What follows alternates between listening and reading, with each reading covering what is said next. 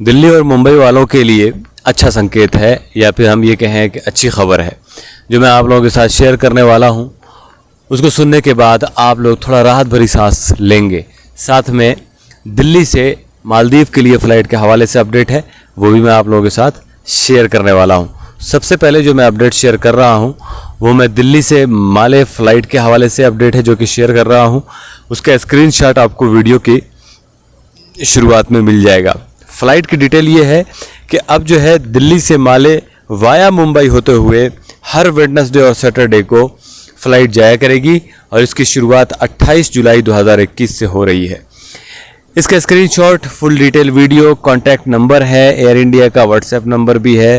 Air India office से आप contact कर सकते हैं। इनके ऑथराइज्ड ऑथराइज्ड एजेंट से भी आप कांटेक्ट कर सकते हैं। अब मैंने जो बोला कि आप लोग जो है राहत भरी सांस ले सकते हैं, क्यों बोला और क्या है वजह, वो मैं आप लोगों के साथ अभी शेयर कर देता हूँ। उसके बाद आप लोग खुद बोलेंगे कि भाई आपकी बात सही है। सबसे पहले दिल्ली का तेवर हम आप लोगों के साथ शेयर करने जा रहे हैं, जिसके बाद आप लोग थोड़ा खुश हो सकेंगे। तो दिल्ली का तेवर क्या है कि भैया देश की राजधानी दिल्ली में कोरोना वायरस के मामले बहुत कम हो गए हैं। इसी के चलते दिल्ली आपदा प्रबंधन प्राधिकरण DDMA ने 26 जुलाई की सुबह 5 बजे से मेट्रो और बसें 100% क्षमता के साथ संचालित करने की अनुमति दे दी है। इसके अलावा सिनेमा हॉल, थिएटर और मल्टीप्लेक्स को 50% क्षमता के साथ काम करने की छूट का भी ऐलान किया है। हालांकि दिल्ली मेट्रो में अभी यात्रियों के खड़े होकर सफर करने पर पाबंदी जारी रहेगी। इसके अलावा अंतिम संस्कार और शादी में भी गेस्ट की संख्या को 100 पर ही सीमित रखा गया है। अब आप लोग बोलेंगे अरे हटा, ये तो फेंक रहा है। नहीं, इसका स्क्रीनशॉट है। और मैं आपको बताऊं कि अपने देश की प्रतिष्ठित एक ट्विटर हैंडल है और न्यूज़ एजेंसी है ANI, जहां आप लोग ये देख सकेंगे। इसका स्क्रीनशॉट मैं आप लोगों के साथ शेयर करता चलूँगा। वहीं स्कूल कॉलेज खोलने पर भी दिल्ली सरकार कोई विचार नहीं कर रही है। DDMA ने अपने बयान में कहा कि अब ये स्कूल नहीं खुलेंगे और बच्चों की पढ़ाई ऑनलाइन ही जारी रहेगी। इसी तरह रेस्टोरेंट और बार को भी 50% क्षमता के साथ खोलने के ही आदेश दिए गए हैं। स्पा सेंटरों को सशर्त खोलने की अनुमति। दिल्ली में ट्रेड शो लगाने की मिली अनुमति। जी हां, जिम, योगा सेंटर, पार्क 50% क्षमता के साथ ही खोले जाएंगे। तो ये देखने के बाद ये उम्मीद बहुत तेज़ी से की जा सकती है, क्योंकि भारत सरकार बहुत तेज़ी से गल्फ़ कंट्रीज़ के बड़े सारे ऑफिशियल्स हैं, राजदूत हैं, एम्बेसडर्स हैं, कॉन्सुलेट जनरल हैं, उनसे वो बात कर रही है कि अब जो है यात्रा या फिर ये कहें कि ट्रैवल की जो शर्तें हैं, ख़ास तौर से गल्फ़ कंट्रीज़ में जो शर्तें लगाई गई हैं या गल्फ़ कंट्रीज़ में जो शर्तें जैसे कि सऊदी सरकार ने लगाया हुआ है पाबंदी, उसमें ढील दी जाए। इस बात की कोशिश जो है की जा रही है कि जल्द से जल्द जो है यात्रा नियमों में जो है वो थोड़ा सा लचीलापन को ख़त्म करके उसमें थोड़ी ढील दी जाए, ताकि भारतीय कुछ अरब मुल्कों में सफ़र कर सकें। और इसी बात को देखते हुए कई सारे दूसरे और मुल्कों से भी भारत सरकार ने बात किया, और जो मुल्क हैं, जो देश हैं, जैसे कि यूरोपियन कुछ देश हैं जिन्होंने अभी छूट दिया है। इसके साथ ही साथ मैं आपको बताता चलूं कि ख़तरा भी कम नहीं हो रहा। आप बोलेंगे एक तरफ खुश कर रहा है, दूसरी तरफ हमें जो है डरा रहा है। उससे पहले हम आपको मुंबई के हवाले से भी जो मैंने बोला था कि वो अपडेट भी आप लोगों को देता चलें, तो वो भी देते चलते हैं कि 2 दिवसीय यात्रा पर ब्रिटेन गए विदेश सचिव हर्षवर्धन श्रृंगला ने ब्रिटेन के विदेशी अधिकारियों से मुलाकात की और कहा कि मुंबई, दिल्ली जैसे बड़े शहर व्यावहारिक रूप से कोविड से मुक्त हो गए हैं। भारत में कोरोना के बेहतर हालात के बाद कई देशों की तरफ से भारतीयों को लेकर यात्रा संबंधी छूट मिलने लगी है। इस बीच भारत ने ब्रिटेन से अपील की है कि वह भारतीयों को लेकर जारी यात्रा प्रतिबंधों पर विचार करे। विदेश सचिव हर्षवर्धन श्रृंगला ने कहा कि ब्रिटिश अधिकारियों को भारत से आने वाले आगंतुकों यानी यात्रियों पर यात्रा प्रतिबंध की समीक्षा करने पर भी विचार करने की अपील की गई है। विदेश सचिव ब्रिटेन भारत करीबी संबंधों के लिए प्रधानमंत्री मोदी और उनके ब्रिटिश समकक्ष बोरिस जॉनसन के बीच रोड मैप 2030 पर सहमति का जायजा लेने यहाँ कोविड-19 से संबंधित सभी नए अपडेट के बारे में भी आप लोगों को मैं इंशाल्लाह अब बताता रहा करूँगा कि क्या हालात हैं इंडिया में ख़ास तौर से।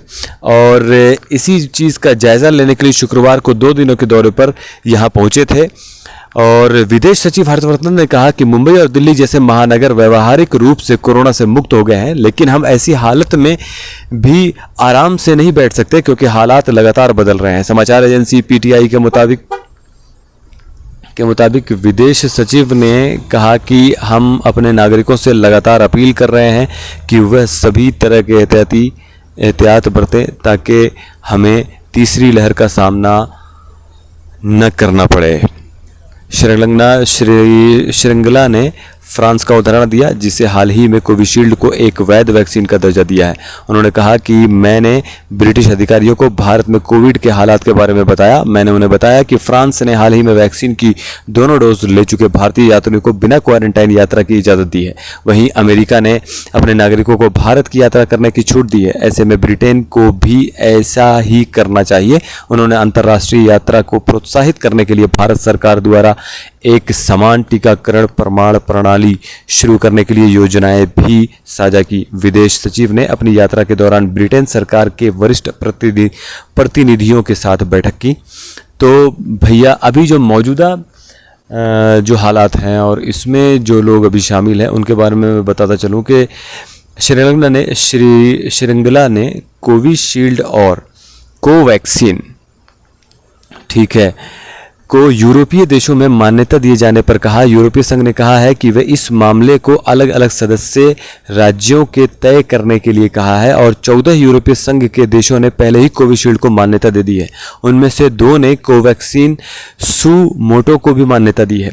अब हम सभी देशों से कह रहे हैं कि आप आपसी पारस्परिक आधार पर हमारे वैक्सीन प्रमाण को मान्यता दें।